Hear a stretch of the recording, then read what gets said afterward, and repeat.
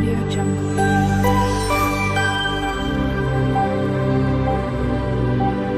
Audio Jungle. Hello everyone, જય શ્રી કૃષ્ણ. મારી ચેનલમાં તમારું સ્વાગત છે. આજે હું નવી રીતે ગુજરાતી સ્ટાઇલથી બનાવાતા કઢી પકોડાની રેસીપી શેર કરવાની છું. આ રેસીપી ડિનર અને લંચ બંને સમયે બનાવી શકાય છે અને બનાવવામાં પણ સરળ છે. આ રીતે તમારા કઢી પકોડા ખૂબ જ ટેસ્ટી બનશે અને ખાવાની ખૂબ જ મજા પડશે. ચેનલ પર નવા હોવ તો જરૂરથી ચેનલ સબસ્ક્રાઈબ કરજો, જેથી મારા દરેક વિડીયોનું નોટિફિકેશન તમારા સુધી પહોંચશે.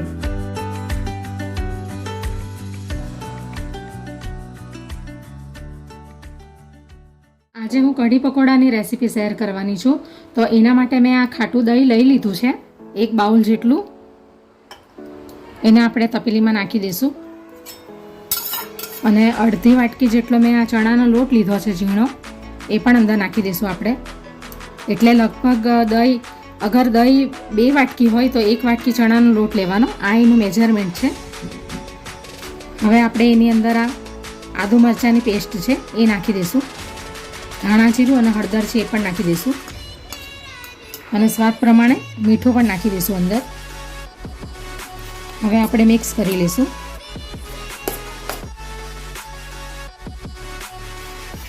તો હવે મિક્સ થઈ ગયું છે. તો હવે આપણે એની અંદર 1 ગ્લાસ ભરીને પાણી રેડી દઈશું.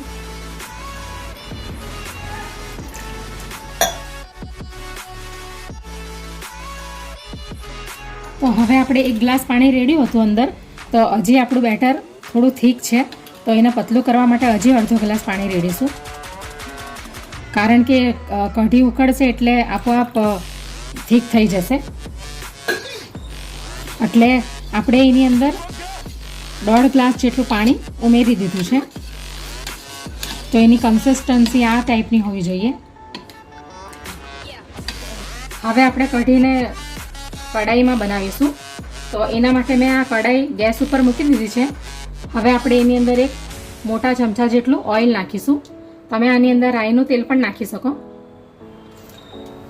તો આપણે વઘારની અંદર આ અડધી ચમચી જીરું લઈ લીધું છે, અને અડધી ચમચી સૂકા મેથીના દાણા લઈ લીધા છે, અને અડધી ચમચી આખા ધાણા લીધા છે, અને 6 થી 7 કડી પત્તા છે, અને 3 નંગ સૂકા લાલ મરચાં છે. તો આપણે આ વઘારમાં નાખી દઈશું.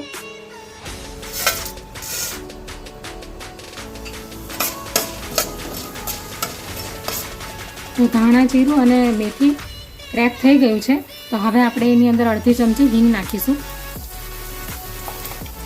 હવે આ ચોપ કરેલા લસણ છે 8 થી 10 કડી, એ અંદર નાખી દઈશું.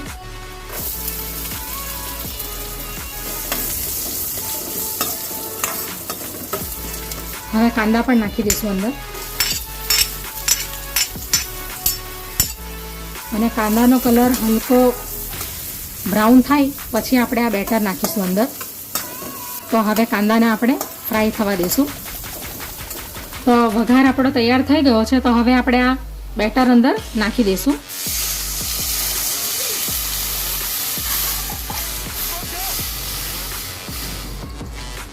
હવે આપણે આ તપેલીમાં થોડું પાણી નાખીશું.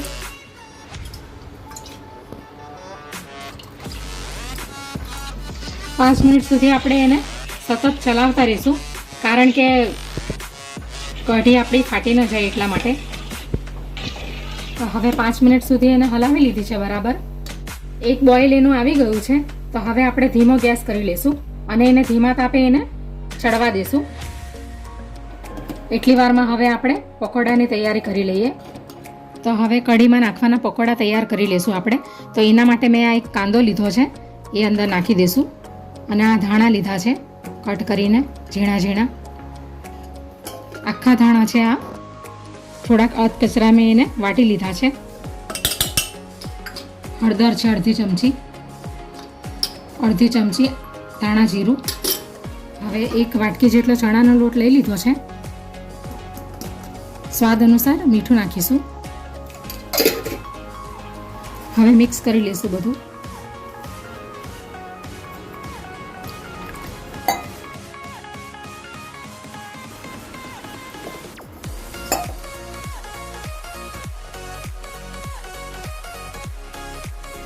તો આ ટાઈપનું આપણે પકોડાનું મિશ્રણ આ ટાઈપનું આપણે રવા દઈશું. બહુ અંદર પાણી નાખીને લિક્વિડ નથી કરવાનું. અડધી ચમચી આદુ મરચાંની પેસ્ટ નાખીશું અને અડધી ચમચી જીરું નાખીશું. હવે મિક્સ કરી લઈશું બરાબર. તો પકોડાનું મિશ્રણ તૈયાર થઈ ગયું છે. હવે આપણે એની અંદર ચપટી જેટલો ખાવાનો સોડા નાખીશું. આપણે મિક્સ કરી લઈશું. તો હવે પકોડા બનાવવાનું મિશ્રણ તૈયાર થઈ ગયું છે. તો હવે આપણે પકોડા ફ્રાય કરી લઈએ. તો કઢાઈ મેં ગેસ ઉપર મૂકી દીધી છે. હવે તેલ પણ ગરમ થઈ ગયું છે. તો હવે આપણે પકોડાને ફ્રાય કરી લઈએ.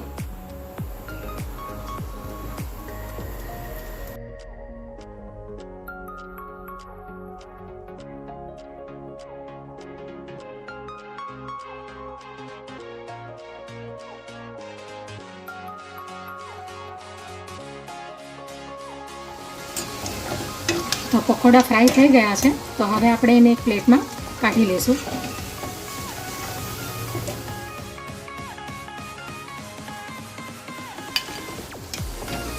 તો આવી રીતે આપણે બધા પકોડાને ફ્રાય કરી લઈશું.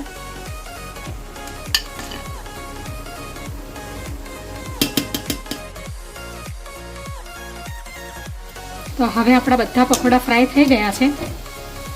તો હવે પકોડા તૈયાર થઈ ગયા છે કઢીમાં નાખવાના. તો હવે આપણે કઢીમાં પકોડાને નાખી દઈશું. હવે આપણે એનો વઘાર કરી લઈશું. તો એના માટે આ નાનું વઘાર્યું લઈ લીધું છે મેં. તો અંદર ઓઇલ નાખી દીધું છે 1 ચમચા જેટલું. તો હવે તેલ ગરમ થઈ ગયું છે. તો હવે આપણે એની અંદર કાશ્મીરી લાલ મરચું નાખીશું એટલે કઢીનો કલર સરસ આવશે. હવે આપણે ગેસ બંધ કરી દઈશું.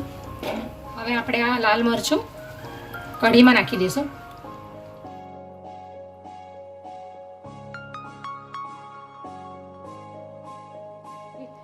હવે કઢી પકોડા તૈયાર થઈ ગયા છે. તો હવે ગેસ બંધ કરી દઈશું. હવે આપણે આ ઝીણા કટ કરેલા ધાણા નાખી દઈશું. લીલા કોથમીર નાખી દઈશું. તો હવે કઢી પકોડા તૈયાર થઈ ગયા છે.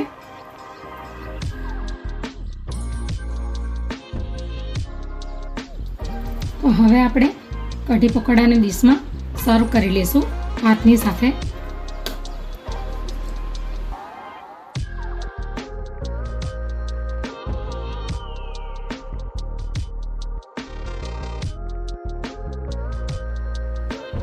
તો તૈયાર છે કઢી પકોડા. એકદમ સોફ્ટ બન્યા છે પકોડા.